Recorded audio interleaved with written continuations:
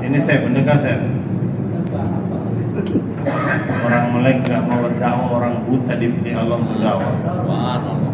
Orang yang bisa berbicara gak mau dakwah, orang bisu dipilih Allah untuk dakwah. Manusia gak mau dakwah, burung dipilih Allah untuk dakwah. Assalamualaikum warahmatullahi wabarakatuh. Waalaikumsalam warahmatullahi wabarakatuh. Alhamdulillahi wa kafa wa salamun ala ibadihi alladhina istafa ma ba'd. Subhanaka la ilma lana illa ma 'allamtana innaka antal alimul hakim. Rabbi shrah li sadri wa yassir li amri wa hlul 'uqdatam min lisani yafqahu qawli.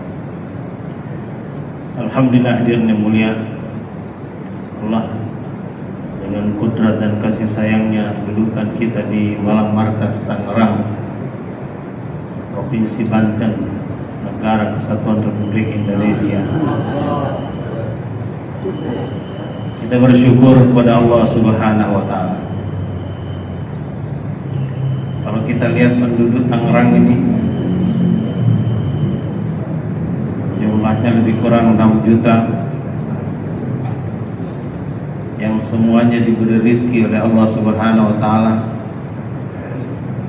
tetapi tidak semua diberi kesempatan untuk hadir dalam markas. Karena itu orang hadir di markas ini adalah orang-orang pilihan. Pura tanda dipilih-pilih, sudah ditapis dipilih-pilih lagi. Maka kita bersyukur hadir. Apa maksud Allah datangkan kita di markas ini? Tidak lain untuk saling ingatkan bekal akhirat. Karena sungguh dunia ini bukan tempat tinggal, tapi tempat meninggal. Setiap saat umur kita ini bukan bertambah, tapi berkurang. Sekarang ini kita nampak dunia nyata, akhirat cerita. Tapi ketika nyawa sudah dicabut, maka yang nyata itu adalah akhirat, dan dunia tinggal cerita. Setiap saat ini kita berjalan ke timur, ke barat, ke utara, ke selatan, kulon wetan, kaler kidul. Tapi sebenarnya hakikatnya kita berjalan menuju lubang kubur masing-masing. Dan setiap orang pasti akan terperosot. Tidak ada orang yang bisa menghindar. Maka orang yang berjalan di muka bumi ini berjalan menurut cara yang telah diatur oleh Allah Subhanahu wa Ta'ala, yang telah dicontohkan oleh baginda Muhammad sallallahu alaihi wasallam, pasti dia akan berjaya. Apa yang diinginkan orang di dunia ini? Semua orang di dunia ini intinya ingin hidup bahagia. Tidak ada orang di dunia ini ingin hidup sengsara. Orang miskin ingin bahagia, orang kaya juga ingin bahagia. Kalau orang miskin sengsara kelihatannya wajar. Tapi kalau orang kaya sengsara itu rugi. Rugi besar. Duit banyak, pangkat tinggi, tapi hidup sengsara, rugi. Hadirin yang mulia, orang miskin ternyata banyak yang hidup bahagia. Apa sebabnya? Hadirin yang mulia, sebabnya tidak ada lain, karena mereka amalkan agama. Orang miskin kalau amalkan agama dia akan bahagia. Orang kaya juga kalau amalkan agama dia akan bahagia. Jadi orang miskin itu tidak perlu nunggu kaya untuk bahagia. Cukup amalkan agama dalam kemiskinannya, dia akan bahagia. Ini keadilan Allah. Orang kaya kalau ingin bahagia nggak perlu nunggu miskin. Terus ingin bahagia, itu lihat orang miskin bisa tersenyum, bisa tertawa, makan bersama keluarga, ngumpul bersama anak istri. Orang kaya kadang-kadang nggak sempat makan bersama istri, nggak sempat makan bersama anak, kadang-kadang nggak sempat ngumpul bersama keluarga. Malam entah di mana, siang entah di mana, sore entah di mana, besok entah di mana. Jadi berpikir, wah enak juga jadi orang miskin, bisa hidup bahagia. Tidak, hadirin. Kebahagiaan bukan karena miskin atau kaya. Kebahagiaan itu kalau amalkan agama. Ini yang diakui seluruh dunia. Orang di Kenya, mereka itu bahasanya Kiswahili. Dia katakan, Mwenyezi Mungu ameweka mafanikio katika dini kamil. Ini kata orang di Kenya, Nairobi. Kalau kita nyebrang ke Somalia, mereka katakan, libanten na dunia, libanten akhirah, wahai ujirta din kamil. Nah ini orang Somalia mengakui bahwa bahagia itu dalam kesempurnaan amal agama. Kita terbang ke India, dia katakan, tamam insanon ki kamyabi sirf din mereki hai. Kejayaan manusia itu di dalam amal agama. Kalau kita nyebrang ke Bangladesh, dia bilang, samosto manusar sofolota din manarmuddai. Kejayaan manusia di dalam agama. Kita ke Thailand, apa dia bilang? Allah jamkat kom samret komanu junai sasana. Ini kata orang Thailand, mengakui bahwa dalam agama itu kebahagiaan. Kita terbang jauh ke Portugis, dia bilang majempu asalewanganna dan dia ada cengenna ia manang rupa tahu engkai ridalang suku na kamalagang agama. Ini bahasa Bugis, bukan Portugis.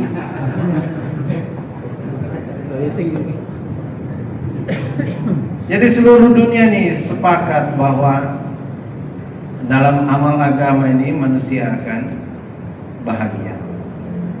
Apa itu agama? Orang Inggris katakan religion, agama, bahasa Sanskerta. A artinya tidak, gama artinya kacau. Jadi agama artinya tidak kacau, artinya tertib. Itu agama.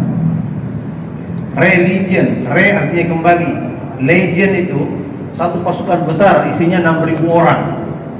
Ada satu peleton, ada satu apa namanya itu dalam ketenteraan, satu kompi, satu batalion. Nah ini satu legion, itu 6.000 orang. Religion kembali kepada 6.000 orang, artinya kembali kepada jemaah. Itu yang akan mendatangkan kebahagiaan. Hadirin yang mulia, inilah ketetapan Allah. Pak Cicip sering sampaikan bahwa bahagia itu diselimuti oleh amal soleh. Kalau ingin bahagia, selimutnya itu amal soleh. Man amila solihan min zakarin au unsa wa huwa mu'min falanuhyiyannahu hayatan thayyib. Allah ya.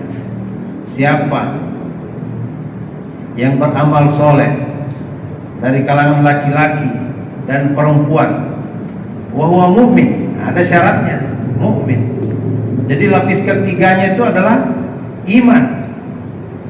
Bahagia itu lapisan pertamanya amal soleh.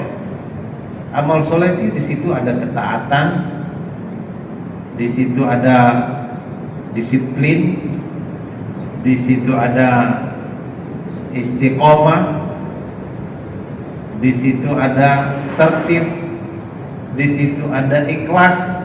Itu amal soleh. Amal soleh ini akan dapat kita buat kalau ada motornya, namanya iman. Dinding luarnya itu iman. Kekuatan untuk dapat amal soleh itu namanya iman. Iman seperti apa? Allah perintahkan, ya ayyuhalladzina amanu aminu billahi wa rasulih. Wahai orang-orang beriman, berimanlah kamu kepada Allah dan Rasulnya. Perintahnya tuh ya ayyuhalladzina amanu aminu. Wahai orang-orang beriman, berimanlah kamu. Standar iman seperti apa yang dikehendaki? Standar iman seperti sahabat. Aminu kama amanan nas. Berimanlah seperti sahabat, seperti Sayyidina Umar, seperti Sayyidina Abu Bakar, seperti Sayyidina Utsman, Sayyidina Ali, Abu Ubaidah bin Jarrah, seperti Abdurrahman bin Auf, Zubair bin Anwam, Bilal bin Rabah, Abu Hurairah, Ibnu Mas'ud, Ibnu Abbas. Kenapa standar seperti mereka, keimanan seperti mereka yang dijadikan standar? Karena iman mereka ini asyaddu minal jibal, lebih strong daripada gunung. Iman mereka ini a'la minas sama, higher than the sky, lebih tinggi daripada langit. Iman mereka ini a'mak minal bahar, deeper than the ocean, lebih dalam daripada samudra. Iman mereka ini imannya lebih luas daripada cakrawala. Ausa minal ufuk, wider than horizon. Iman sahabat. Iman sahabat ini ahla minal asal, lebih manis daripada madu, sweeter than honey. Sehingga kita itu mendengar orang-orang dahulu bertetangga dengan orang-orang kafir. Dalam waktu singkat orang kafir masuk Islam, terpesona dengan keindahan akhlak orang-orang Islam. Hari ini jangankan orang kafir terpesona dengan akhlak orang-orang Islam, ahbab aja kadang-kadang tidak terpesona dengan sesama akhlak, dengan ahbab sama ahbab.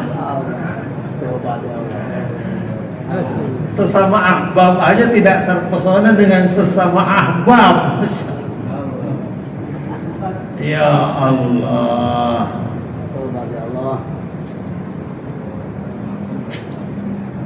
Iman sahabat ni ahla minal asal, lebih manis dari madu, sehingga di mana mereka berada itu seperti madu dikerumuti semut. Kalau di situ ada madu, maka di situ semut akan datang, berkerumun orang di situ. Maka hadirnya mulia, masih itu berpesan kepada kita, jangan kalian seperti pesan orang-orang barat. Say it with flower. Katakanlah dengan bunga. Tapi kata Masih, you are the flower. Kamulah yang jadi bunganya. Kenapa? Karena semua orang itu suka kepada bunga.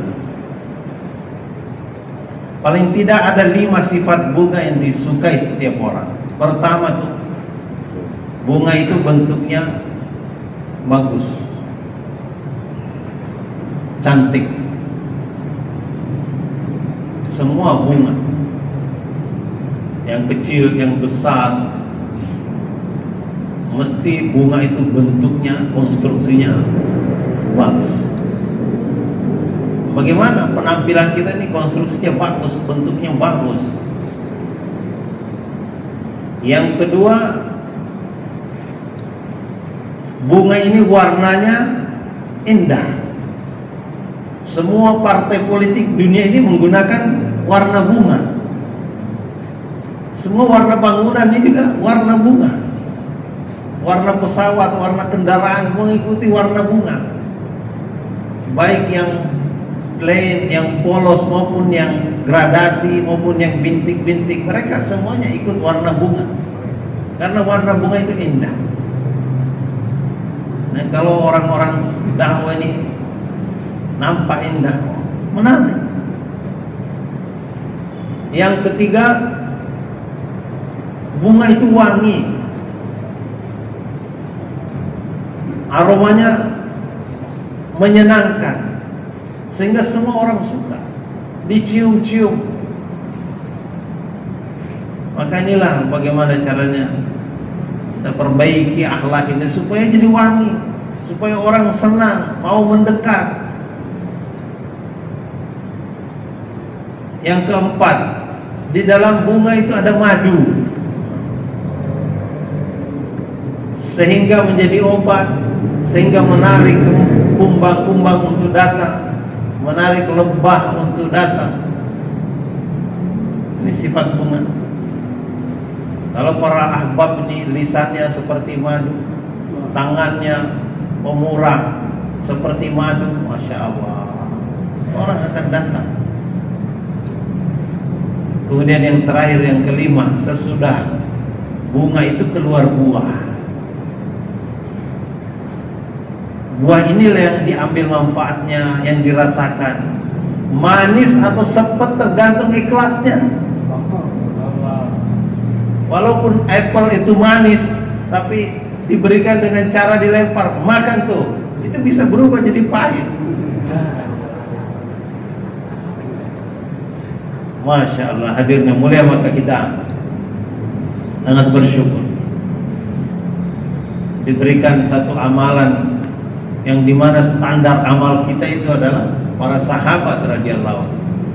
Dan Nabi katakan, ashabikan nujum, sahabatku itu bagaikan bintang-bintang di langit. Siapa saja yang kamu ikuti, maka kamu akan dapat petunjuk. Memang kita disuruh mengikuti kehidupan sahabat radhiyallahu anhu. Maksudnya apa? Intinya apa? Agar hidup kita bahagia, hadirin. Kalau kita membuka sejarah bagaimana kehidupan sahabat dahulu, mereka itu jahil. Setelah dakwah mereka berubah menjadi alim. Mereka itu degil. Setelah dakwah mereka berubah menjadi terhormat. Mereka itu musuhan. Setelah dakwah baru mereka menjadi kasih sayang. Mereka itu bunuh-bunuhan, perang. Setelah dakwah baru berubah menjadi damai. Mereka itu miskin. Setelah dakwah itu berubah menjadi kaya raya. Jadi dakwah ini merubah. Kalau sudah dakwah kita tidak bisa berubah lagi, kira-kira mau dirubah dengan apa lagi manusia ini? Hadirin yang mulia, kemiskinan sahabat dahulu diceritakan oleh Masyaikh. Sa'ad bin Abi Waqqas itu kencing berdiri. Waktu itu belum diajarkan oleh Nabi untuk kencing duduk, masih dibolehkan karena jahil. Mereka kencing berdiri, itu di ujung kencingnya terdengar suara, bukan suara pasir yang terkena air kencing, tapi seperti suara kulit. Karena mereka kelaparan, ya itu diambil, digali, kemudian direbus untuk dijadikan makanan. Gak ada makanan. Mereka diboikot dalam masa-masa perjuangan. Tapi hadirin yang mulia, ketika amal dakwah telah hidup dalam diri mereka, amal masjid telah hidup dalam kehidupan mereka, istri dan anak-anak mereka telah terlibat dalam dakwah, berubah kehidupan mereka. Tidak terlalu lama, masih di zaman Sayyidina Umar bin Khattab radhiyallahu anhu, itu datang kekayaan dari Rum dan Parsi lebih kurang 3 miliar dinar. 1 dinar itu 4,25 gram emas. Kalau di Bengkulu 1 dinar 1 gram emas itu kira-kira 3 jutaan. Kalau di Tangerang lebih murah kali ya. Oh sama. Asep tahu nih. Harga emas di Tangerang nih. Jadi 4 kali 3 sama dengan 12 juta. 1 dinar itu sama dengan 12 juta. 12 juta dikali 3 miliar sama dengan 24.000 triliun. Saya dengar utang NKRI ini hanya 9.000 triliun. Kebayar untuk pinjam uang sahabat. Pinjam uang sahabat 9.000 masih sisa berapa? 24 kurang 9 16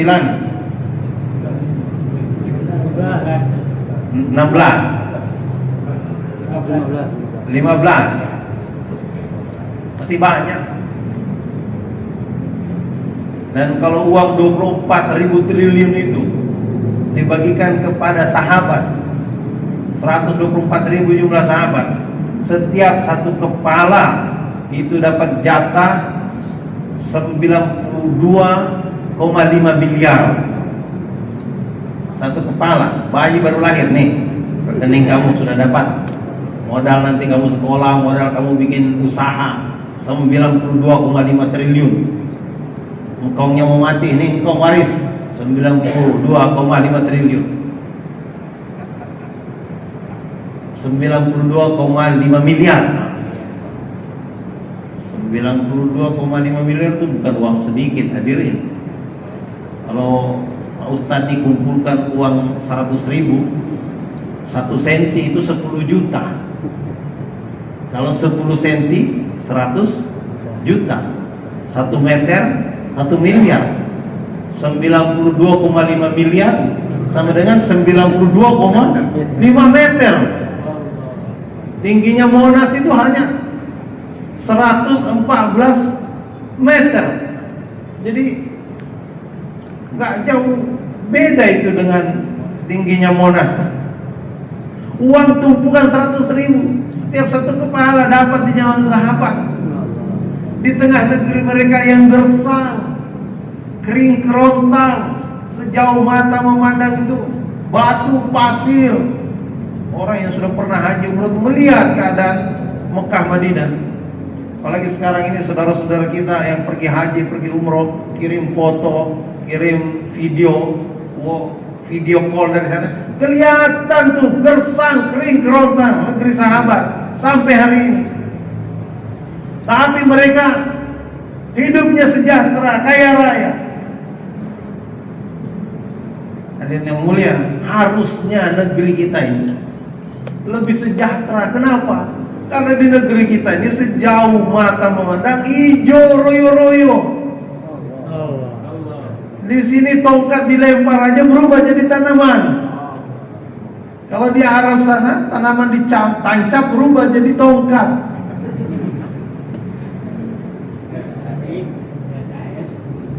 Hadirin yang mulia, gunung di negeri kita ini besar-besar. Di dalam gunung itu ada minyak, ada emas, ada perak, ada nikel, ada batu bara. Lautnya luas, ikannya besar, di dasar laut ada mutiara. Tapi kenapa rakyat mengeluh hidup sengsara?